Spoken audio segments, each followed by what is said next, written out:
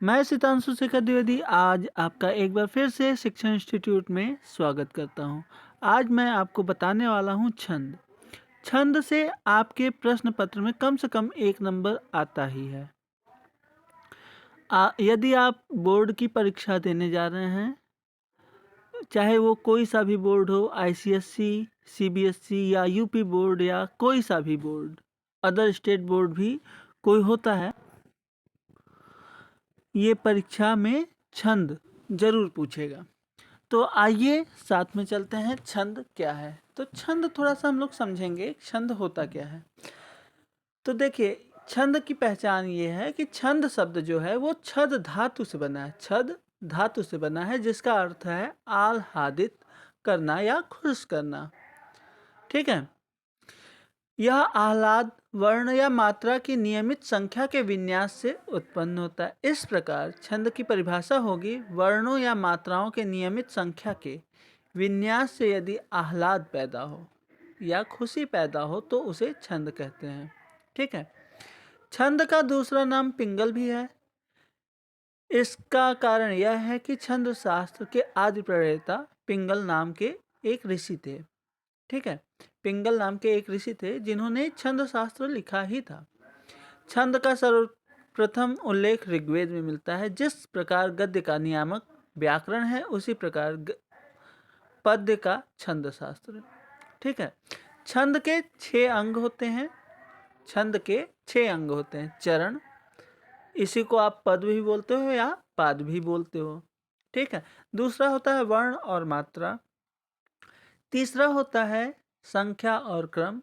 चौथा होता है गढ़। पांचवा होता है गति। छठवां होता है यति या विराम। सातवां होता है तुक। ठीक है। पहला देखिए, चरण, पद या पाद। ठीक है। छंद के प्रायः 4 भाग होते हैं। इनमें से प्रत्येक को चरण कहते हैं। दूसरे शब्दों में छंद के चतुर्थांश यानी कि चतुर्थ अंश को चरण कहते हैं। ठीक है। कुछ छंदों में चरण तो 4 होते हैं, लेकिन वे लिखे 2 ही पंक्तियों में जाते हैं, जैसे दोहा, सोरठा आदि। ठीक है। ऐसे छंद की प्रत्येक पंक्ति को दल कहते हैं। हिंदी में कुछ छंद 6-6 पंक्तियों में लिखे जाते हैं। ऐसे छंद 2 छंदों के योग से बनते हैं, जैसे कुंडलिया, ये दोहा और रोला से बनता है। छप्पय रोला और उल्लाला से बनता है। ठीक है। जो 2 छंदों से मिल करके बनते हैं, इनको हम संयुक्त छंद भी कहते हैं। जो 2 छंदों से मिल करके बनता है, उनको हम संयुक्त छंद भी बोलते हैं। चरण 2 प्रकार के होते हैं, समचरण और विषम चरण। चरण 2 प्रकार के होते हैं, समचरण और विषम चरण। प्रथम व तृतीय चरण को विषम चरण तथा द्वितीय व चतुर्थ चरण को समचरण कहते हैं। ठीक है।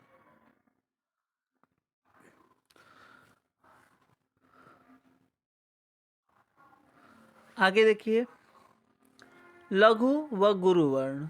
लघु व गुरुवर्ण ये क्या है? छंद शास्त्री ह्रस्व स्वर तथा ह्रस्व स्वर वाले व्यंजन वर्ण को लघु कहते हैं। लघु के लिए प्रयुक्त चिन्ह एक पाई रेखा, जिसे आप खड़ी पाई बोलते हो हिंदी में, उसे कहते हैं या उसे लगाते हैं। इसी प्रकार दीर्घ स्वर तथा दीर्घ स्वर वाले व्यंजन वर्ण को गुरु कहते हैं। गुरु के लिए प्रयुक्त चिन्ह एक वर्तुल रेखा, आप इंग्लिश का एस कह लो, एकदम एग्जैक्ट एस तो नहीं होता। 5 भी उसी तरह लगभग बनता है, वैसा बनाते हैं। आप यहाँ पर देख पा रहे होगे जहाँ पर ये डॉट बन रहा है। लघु वर्ण के अंतर्गत शामिल किए जाते हैं। कौन कौन से वर्ण हैं जो लघु वर्ण के अंतर्गत शामिल किए जाते हैं, आज हम लोग उसको जानेंगे। ठीक है।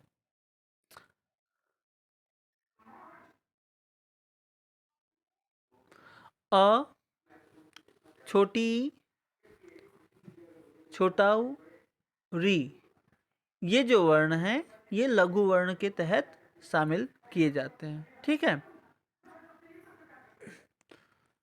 ये आप यहाँ पर देख पा रहे होगे। और इनकी मात्रा भी जो होती है वो भी लघु वर्ण के तहत ही गिनी जाती है या गणना की जाती है। चंद्र बिंदु वाले वर्ण जो होंगे वो भी लघु वर्ण में ही गिने जाएंगे।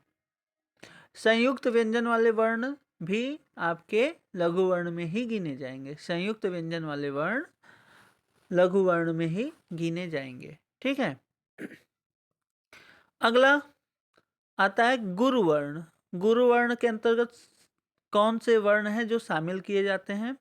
आ, बड़ी ई, बड़ा ऊ, ए, ऐ, ओ, औ। आप यहाँ पर देख पा रहे होंगे जहाँ पर ये डॉट बन रहा है बड़ा सा।